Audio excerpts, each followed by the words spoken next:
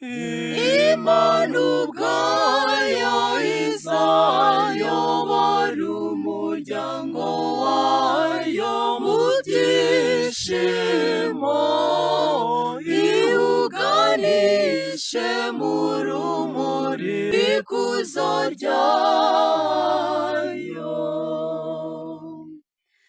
Igihe Uhoraho agaruye Siyoni, abari barajyanywe bunyago, twabanje kugira ngo turi mu nzozi, ubwo umunwa wacu wuzura ibitwenge, n'ururimi rwacu rutera indirimbo z'ibyishimo.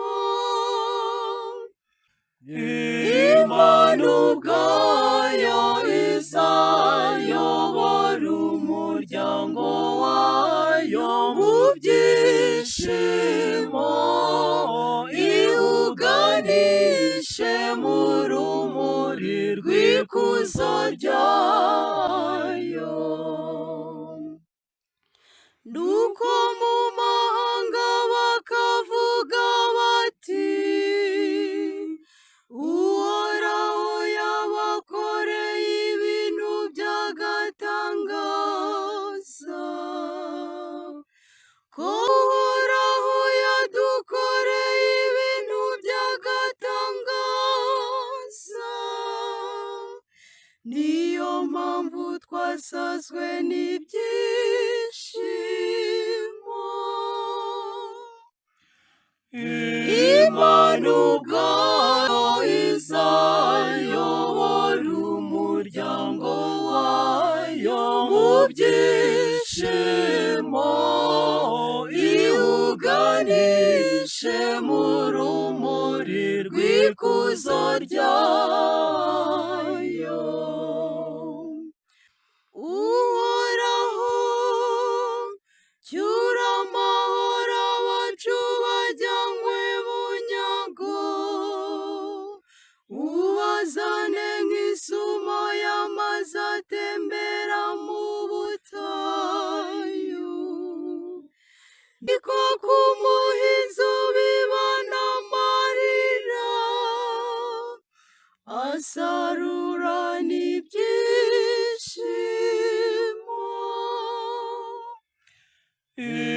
Imana ubwayo izayobora umuryango wayo mu byishimo,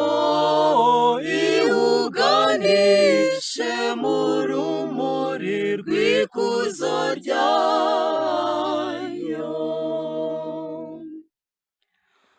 Uko agiye agerarira,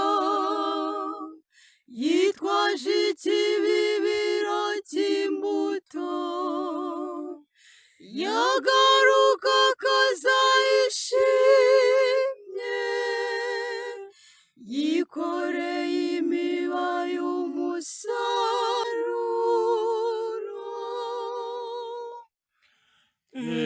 Imana ubwayo izayobora umuryango wayo mu byishimo, iwuganishe mu rumuri rw'ikuzo ryayo.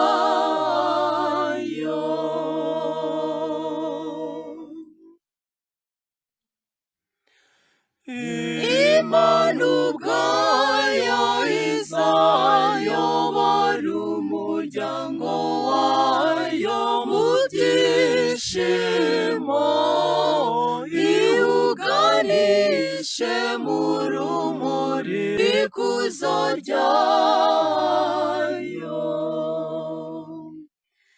Igihe Uhoraho agaruye Siyoni, abari barajyanywe bunyago, twabanje kugira ngo turi mu nzozi, ubwo umunwa wacu wuzura ibitwenge, n'ururimi rwacu rutera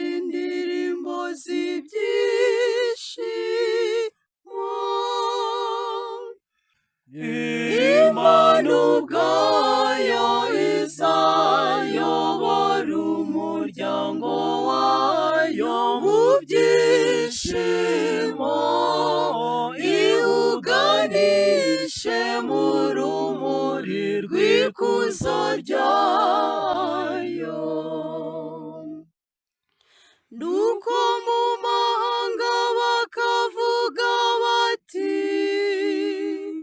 Uhoraho yabakoreye ibintu by'agatangaza,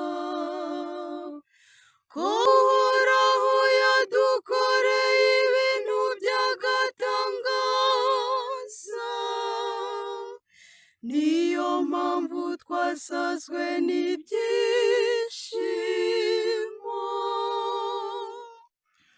Imana ubwayo izayobora umuryango wayo mu byishimo,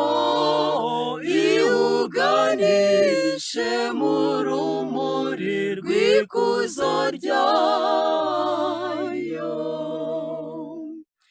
Uhoraho, cyura amahoro abacu bajyanywe bunyago, ubazane